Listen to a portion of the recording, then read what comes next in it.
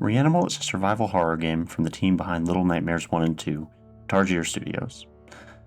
It's another game that can be played solo, but is best with a friend, solving puzzles, escaping from horrific entities, and maneuvering through a bleak, violent, yet beautiful world.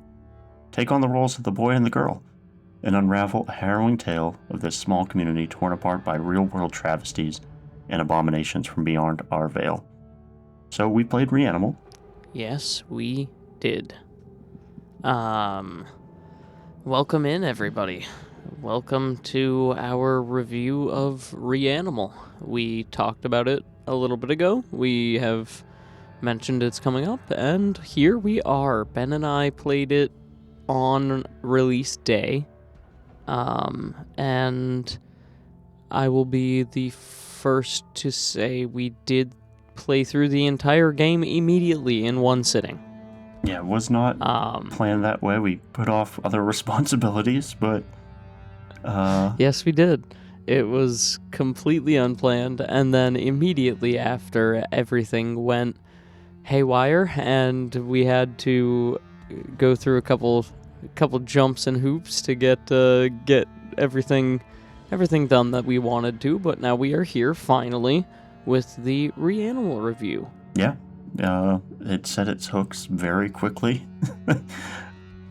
If I remember correctly, we were waiting for something before we started recording a podcast. I'm like, well, wait, let's start REANIMAL. And 5 hours later, approximately. we didn't stop at all. It definitely hooked for that. Like, right when you jump into the game, you are instantly in the game. There's no launch screen, it's just you are in the game. At least on my end, I was joining into as the co-op. Your game. Yeah, as the co-op, you didn't have that. There was a main menu and whatnot where I got the lobby code and was able to invite you, but really seamless into the game, even from there. Yeah, and that made that experience feel really nice, and it was definitely nice just being able to sit down and play a co-op story kind of really interesting game with you. It's been a while since we've had one of these, so it was a very fun experience, and it was well worth putting things off, I would say. Oh, absolutely! I had a blast playing this. So, I definitely had a blast playing it. I've had enough time now to really analyze my thoughts throughout the game, and we'll kind of go through the rough kind of outline of the game as well. And as we go through that, I'll kind of highlight for you the areas that I have realized I may like more, or I might have some slight problems with. But yeah, if you want to kind of start and kind of lead the way here. Yeah, so the game kicks off. You're in a boat in the middle of the ocean. At that point, there's only one character. You're the boy. You cruise around there for a little bit, following dinghies. You find the girl, and then the game really opens up after that point. You're bouncing around from different areas, searching for lost friends. The story is super vague, which I appreciate. We were speculating the whole time, which was fun. But it's, like I said, it's broken up into areas, and each area typically has a big bad, which isn't unusual for this format. I mean, it's a lot of stealth, sneaking around, which is expected once again. I mean, that's pretty much the gameplay. Like, there's not a ton to it. It's not super deep. There's fun little puzzles. I'll bring it up now, because you had mentioned that. I think that gameplay-wise, maybe a little bit more could have been nice in some areas. There was, and we'll talk about the ending more later, but like kind of maybe, I would say maybe an hour before we got into that hour end chunk, because that hour end chunk is just go, go, go, go, go. Mm-hmm. But like an hour before that, I was kind of at a point where I was like, how much more do we have here? Yeah, it definitely was. I feel like those first couple areas were super strong. They definitely came in with a very big swing right at first, especially with the first creature and the theming behind things going on. Mm-hmm. Yeah, I concur with that. I mean, I don't know if there was an area I didn't particularly like.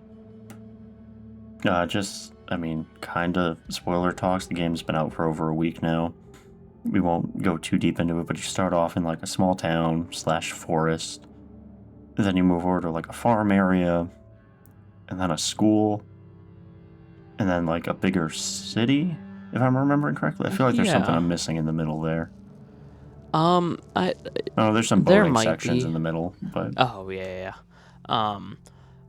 There was a little bit of kind of a war scene. Yeah, that's what I was hinting to, towards the city, like that trench warfare stuff. Yeah, so there's definitely a very vast expanse of things going on, and that you are kind of navigating through, and a lot of underlying messages with those.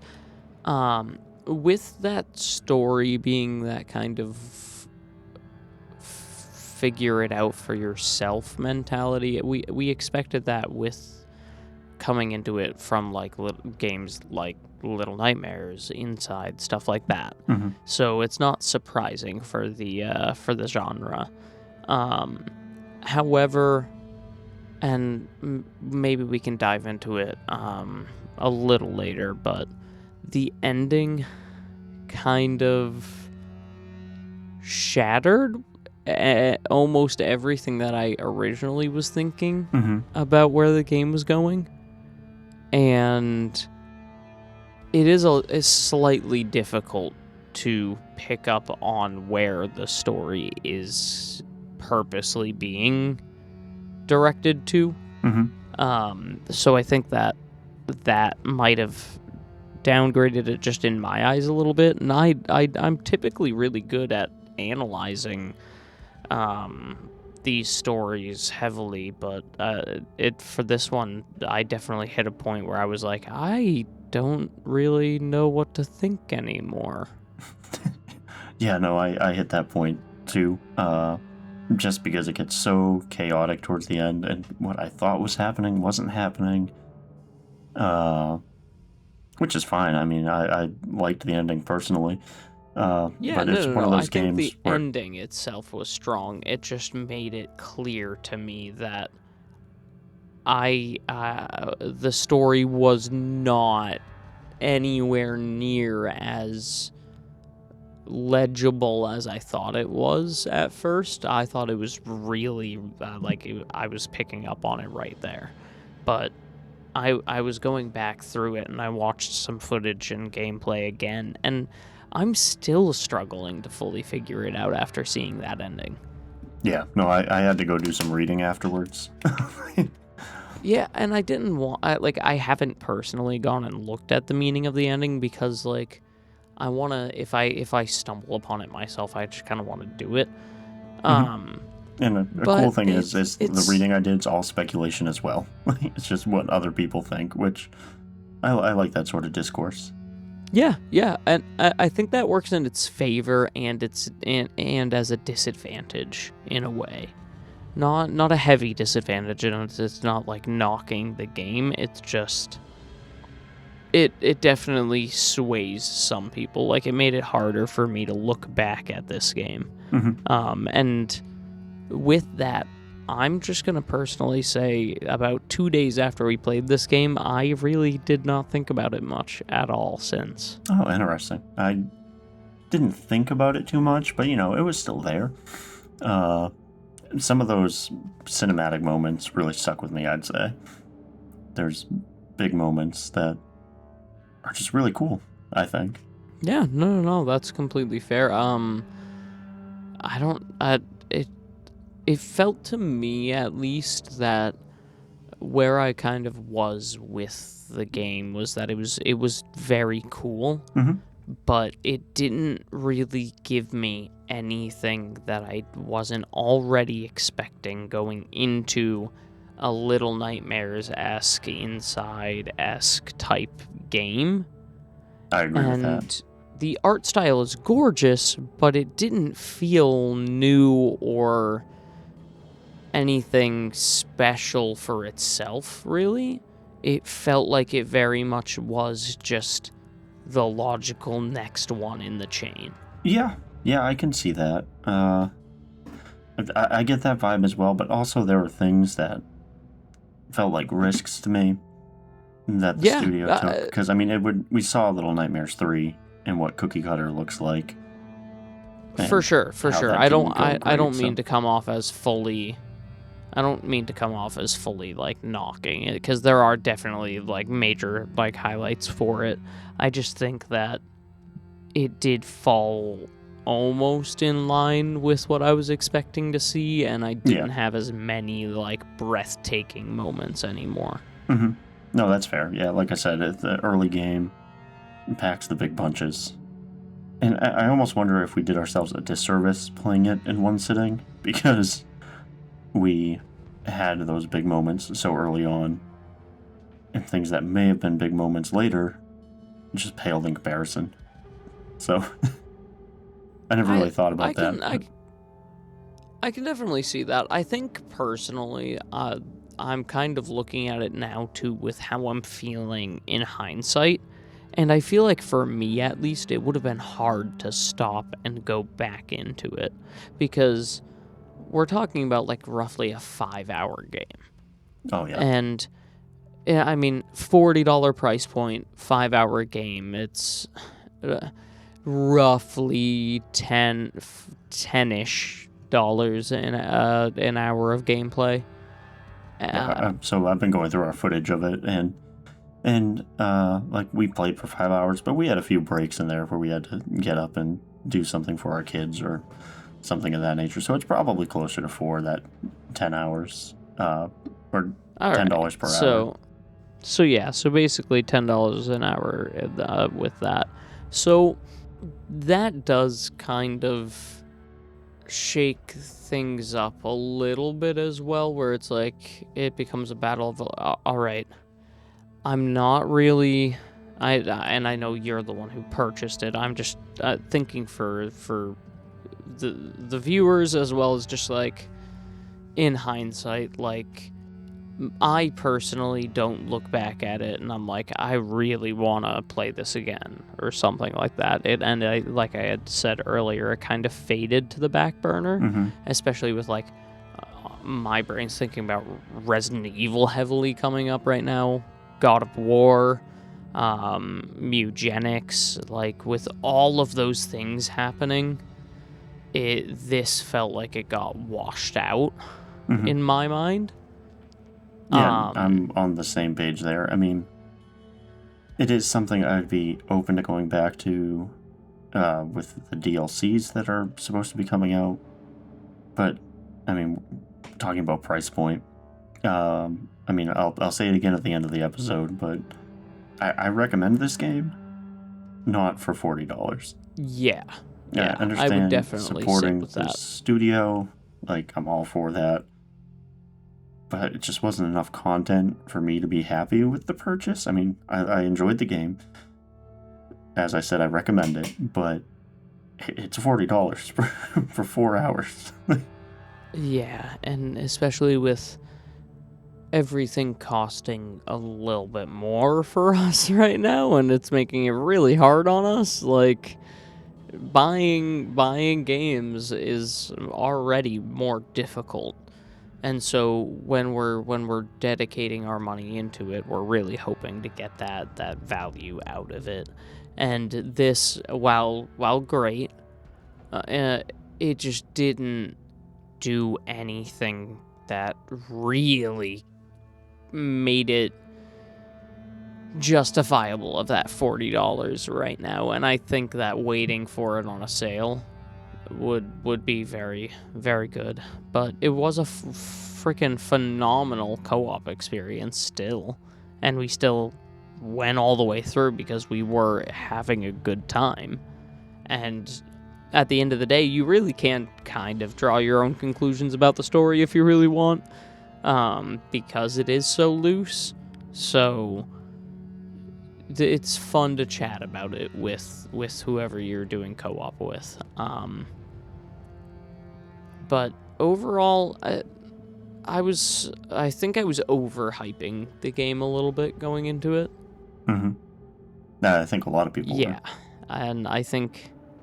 Me included. I think if you haven't played it yet, temper your expectations going into it a little bit and just expect a good quality game, a great experience, a great time. But don't be expecting the next big Little Nightmares kind of moment. Yeah, that's fair. Yeah, and like I said, I'm the $1 1 hour guy when it comes to video games. I live on howlongtobeat.com when making purchases. But despite that, I still had a great time playing it, and honestly, the $40 is almost worth it for the experience of playing it with a friend that first time. But I would, if we weren't doing it for the channel, I would have waited for a sale. Yeah, for sure. So I would just keep that in mind if you are kind of on the fence about this. Like, I definitely recommend it. It's a phenomenal time to go through and definitely use that friend pass to your advantage and go into it co-op, because it's a super great time. But overall, wait for a sale, wait for a little bit, and then also I think it's safe to say that we will revisit this once DLC comes out, and we will chat about the DLC as well to kind of tack onto it and kind of see where we feel it's gone. And maybe the DLC makes it better. Maybe the DLC just doesn't do anything for it. Maybe it's just more of the same. Who knows? But we'll see in the future. Yeah, and more of the same with this isn't necessarily a bad thing. Once again, I'm very curious to see what the price point of those will be. Yes. And how much content they add. Definitely. That's definitely a curiosity, and we have no information on it, so we'll just have to kind of wait and see. The game is still very new, so there's going to be time before that DLC. But, of course, as soon as we know, you guys will also be informed. But, Ben, if we want to go into a couple more, like, deeper spoilery things for those who want to hear it, I'd love to chat about just a couple specific things. Let's do it. Yeah, so if you don't want to hear spoilers about the game and you just wanted to kind of hear that rough overview of it, this is kind of your chance to hop out now. Thank you for tuning in. We are looking forward to seeing you in our next episode of In Good Chumpany, and our next review. We have Resident Evil Requiem coming out very, very, very soon. But with that, let's dive right into the characters, Ben, because we had a fun time naming our merry band of very depressed children. Wayward children. Yep. Yeah. It's kind of difficult to call them characters because they don't really have personalities or anything. Yeah. But there are other children there other than the boy and the girl. So, I don't remember the order that we ran into them, but I do remember the first one we run into, and that is who we fondly referred to as Mummy. Nope, Gnome's first. Oh, was it Gnome? Gnome is first. Oh, man. Oh, because the forest, yeah. Yep.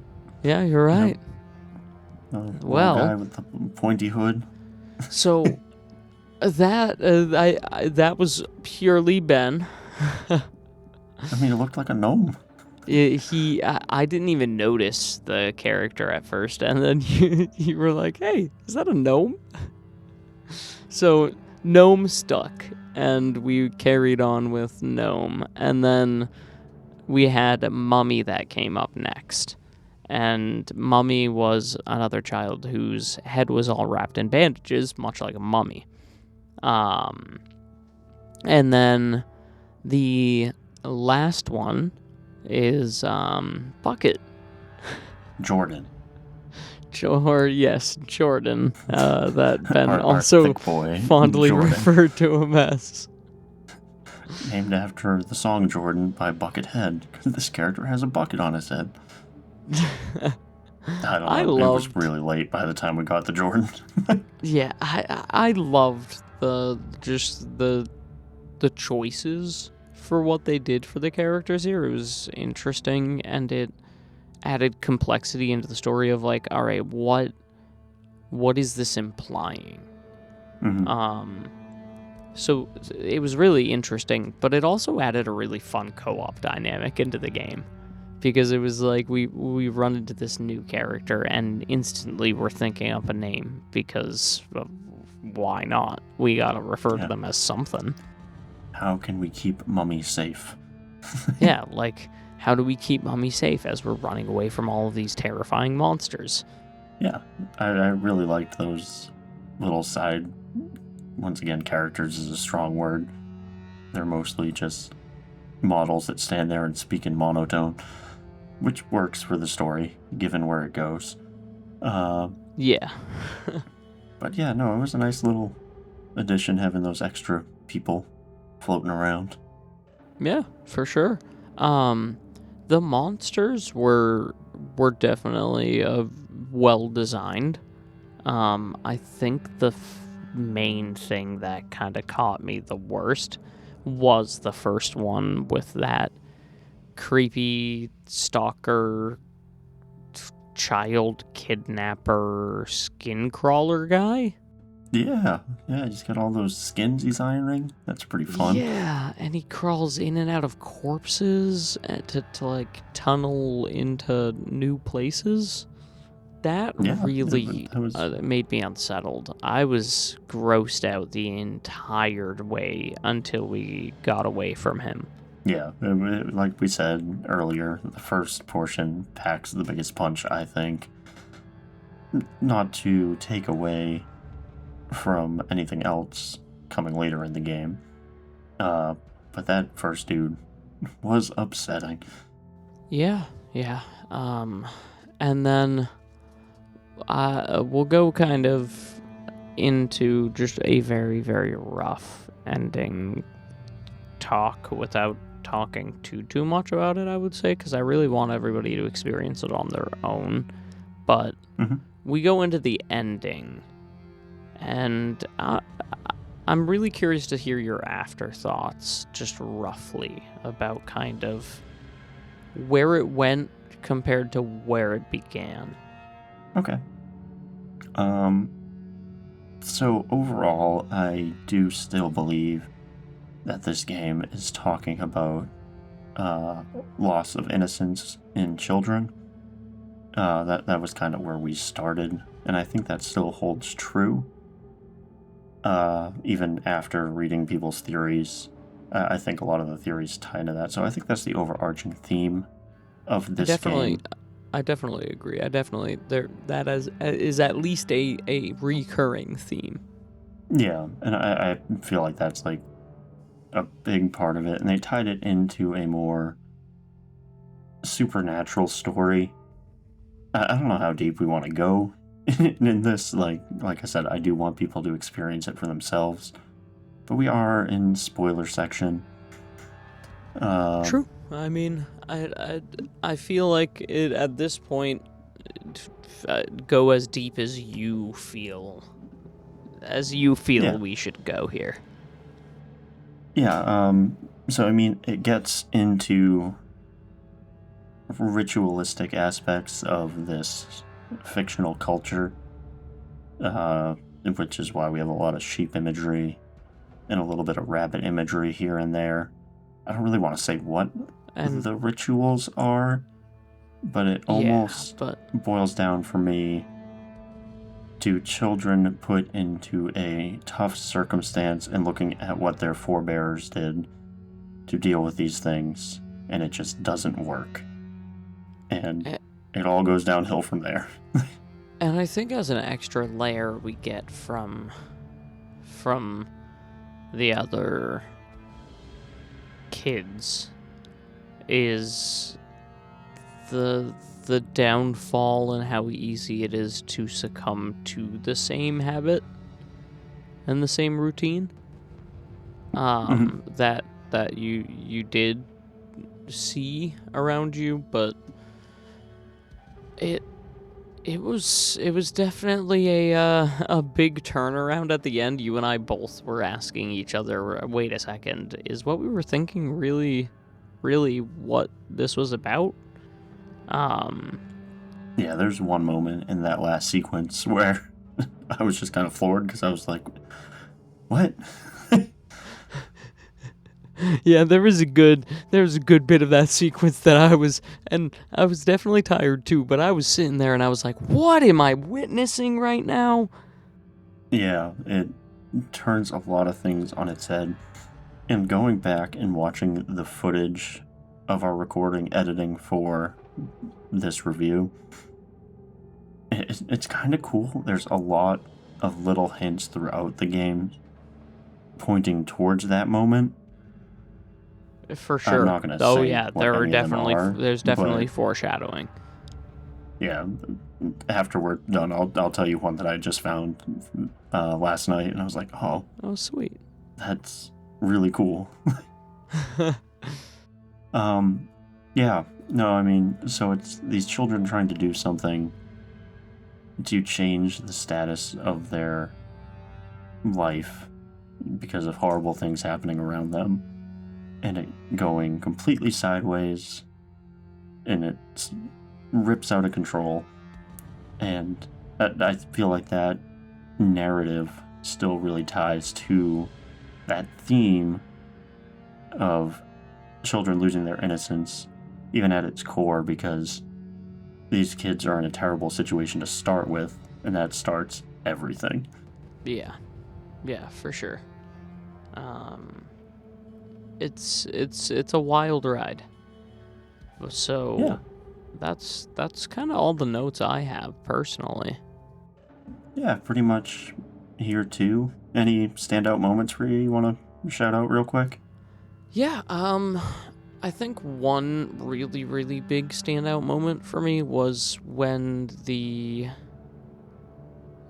first monster is in the forest, and you get this really creepy child kidnapping imagery going on. Mm-hmm. And throughout that entire scene, I was having actually a difficult time kind of battling through how vivid that imagery was for that, because it was really ringing through. So that was a big moment that I held on to. And then also there's a part where you get to man an artillery cannon at the end. Oh yeah. And that was a big standout. And I won't talk all about that, but just what's centered around that was a big moment. However, roughly in that area is also right around where I was like, all right, how much longer is this going to go on? Yep, for me, not nearly as real world horror as your first one. I don't know why this sequence stuck with me so much. I still think about it. It's probably the only part I think about because visually it was so cool. But there's a moment where we were running away from the lighthouse and that big ass pelican was chasing us. Oh, and yeah. All those little seagulls are just slamming into the ground, like right behind you as you're running away. Oh my god, that was actually a really strong sequence. Yeah, I really liked that one. And probably the moment that made me the most unsettled was any of the underwater sequences. I don't like the ocean, and there's a brief part of the game where is fair. You're deep sea diving. Yes. So, no thank you. That was rough. But yeah. So I think we both said it. We recommend the game. Wait for a sale. if you can. If not, I mean, hey, the money goes to this team who I believe care about this product. I would definitely say they do. You can definitely tell, like, there's intent with what they did. It's just I'm still confused on what the intent fully was, and that's a great thing, but it's also a difficult thing. So definitely check it out, but wait for a sale unless you really want to go for that $40 price point, and then do it up. But Ben, thank you for pushing through your sickness to be here and talk about our experience with Reanimal, man. Yeah, hopefully next time I'm not sick. And thank you to everybody who sat through us rambling about Reanimal. Like we said, we'll probably circle back to this game at some point when DLC releases. I know there were time frames for that, but I don't have them handy. I think it was summer, fall, and early next year. Makes sense. So expect us to bounce back, at least 3 times talking about the game. Or we'll wait till the end and get them all. But, yeah, you never know. Yeah, we'll see. Someday. But with that, we really appreciate it, guys, and definitely come join us and come hang out with our podcast in good Chumpany on Spotify or here on YouTube. And yeah, we will see you all pretty soon. Ben, I'll talk to you later, man. Talk to you later. Bye. Bye.